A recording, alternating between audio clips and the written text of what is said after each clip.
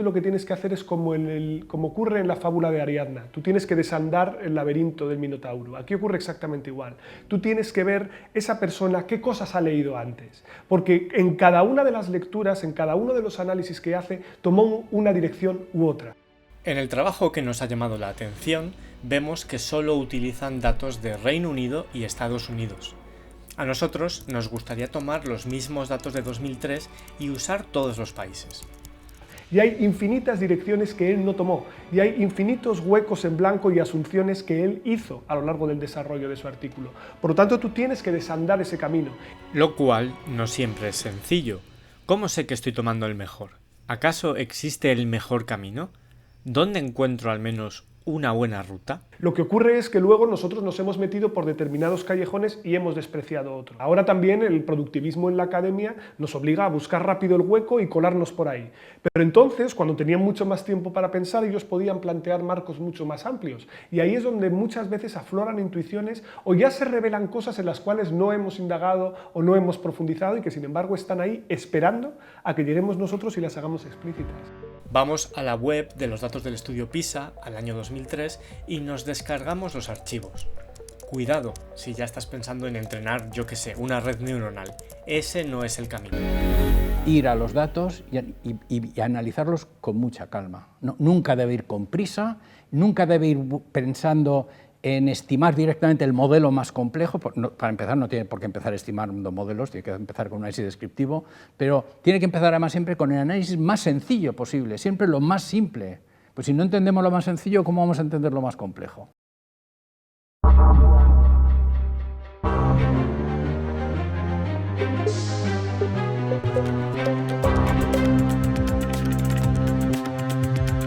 En aquel momento en YouTube para poner un anuncio encima de un video. El video tenía que estar pasado por cosas legales. Entonces lo que pasaba mucho a ellos era que aparecía un video, ¿cómo se llama esto? Completamente viral. En 2 días el video subía, bajaba y se les iba todo ese dinero básicamente, ¿no? Donde podía haber habido un anuncio.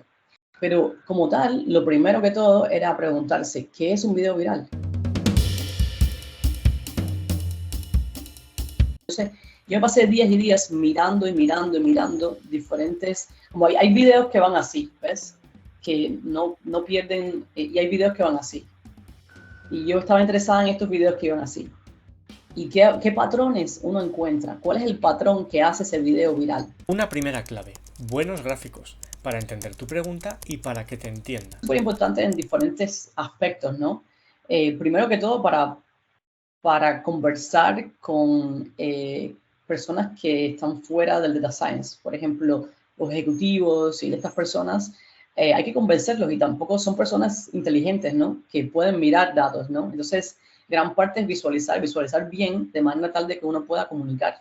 De hecho, te ayudará constantemente a reformular tus preguntas e hipótesis, algo muy importante cuando se manejan datos de individuos con factores económicos o políticos, siempre abiertos a mucha discusión. Si hago una distribución de los votantes por renta, los votantes de la CUP, que son los independentistas de izquierdas, son los que tienen mayor nivel de renta.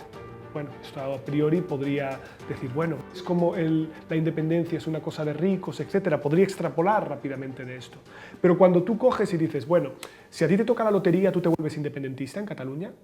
No parece que simplemente el tener más dinero sea el mecanismo. Hay que pensar en términos teóricos que puede haber detrás. Y dices, ah, vale, a lo mejor es el origen social, a lo mejor es la clase, a lo mejor es el nivel educativo.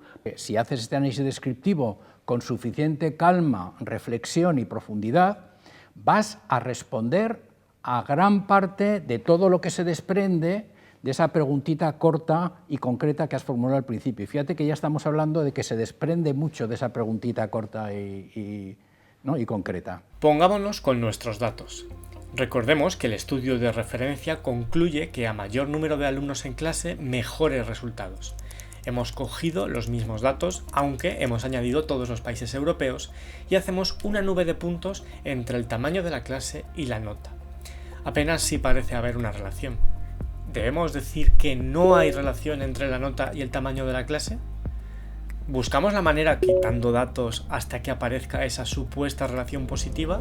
There's so much data nowadays that they try everything, they correlate everything, and then they try. You can, as humans, and that really is astonishing to me, is that as humans we are very good to make a story out of a pattern that we observe. A crazy story to explain this correlation. Para no caer en esa trampa, le llevamos unos cuantos gráficos a un experto y así ver qué podemos sacar en claro. Lo que uno observa es que hay diferentes dispersiones. Cuando el tamaño del grupo es pequeño, hay menor dispersión. Da la sensación de que los cuantiles inferiores en la nota son un poco más altos, pero también matamos a la gente, digamos, que va sacando más nota. Por lo tanto, tampoco nos podemos centrar en grupos muy pequeños. En el grupo muy grande nos ocurre también un poco lo mismo. O sea, habría a lo mejor menos dispersión, pero matamos a los muy listos y sí, los que sacan menor nota sacan una nota más alta. Esto nos lleva a una característica que pueden tener los datos de encuestas. Suelen estar formados por unidades heterogéneas, diferentes clases sociales, tipos de familias, de países. De hecho, podría darse lo que se llama la paradoja de Simpson-Joule. Si analizas los datos desagrupados mediante alguna variable que pueda caracterizar esa heterogeneidad, entonces la relación entre dos variables de interés es muy distinta a si analizas los datos agrupados. Estoy seguro que si tienes 10.000 observaciones, tú como investigador de entrada ya estás sospechando que esa pregunta tan concreta y tan específica que has diseñado al principio y que es la que está motivando tu investigación puede tener respuestas diferentes en función de determinadas características de las observaciones muestrales. Todavía estoy como muy dubitativo de si esa es la variable clave, porque el estatus social para mí implica tener apoyo, y o sea, es la consecuencia, y tener apoyo te hace que el tamaño de la clase no influya tanto. Entonces ahí tengo mis dudas. De hecho, fijémonos en este gráfico. Es la misma nube de puntos, pero hemos marcado en colores el estatus social, que lo hemos dividido en 5 posibles clases. Llama la atención la disposición de las observaciones en azul, las de un alto estatus social, y las rosas, del estatus social más bajo. Es decir, el estatus social parece ser un claro discriminante de la nota. Aunque seguimos sin ver el efecto del tamaño de la clase. Aquí es donde viene muy bien comparar distribuciones. Veamos, por ejemplo, las distribuciones de la nota y el tamaño del aula. Para ello, hemos simplificado la variable tamaño utilizando los quintiles de la distribución. Para que te hagas una idea, un aula es muy pequeña si tiene menos de 18 alumnos y es muy grande si tiene más de 32. Fijémonos en las aulas muy grandes frente a las muy pequeñas. En las muy pequeñas la nota central está en torno a 500 puntos y la distribución es bastante simétrica. En las muy grandes la nota central está por debajo de los 500 puntos y presenta una probabilidad mayor de que un alumno saque menos de esa puntuación que en una clase muy pequeña. En los otros tamaños de clase no se aprecia a simple vista tanta diferencia en las distribuciones. Ahora bien, si analizamos cómo se distribuyen los tamaños del aula de acuerdo a la clase social, volvemos a apreciar una diferencia. Es mucho más probable que las clases sociales altas tengan aulas muy pequeñas que muy grandes. Es decir, podríamos estar confundiendo simplemente el efecto de la clase social sobre la nota. Y más aún, si observamos esta tabla vemos que las aulas muy grandes son más probables en las ciudades grandes, mientras que las aulas pequeñas se sitúan en pequeñas poblaciones. Entonces, otro nuevo efecto que podría estar enmascarando la relación entre el tamaño de la clase y el resultado. Pues ya estás abriendo una puerta nueva, o sea, no hay por qué dudar, pero ya dirías, oye, este resultado no es tan robusto, o sea, ya no es el tamaño de la clase. O sea, a lo mejor, o bueno, lo que habéis hecho con el estatus, igual.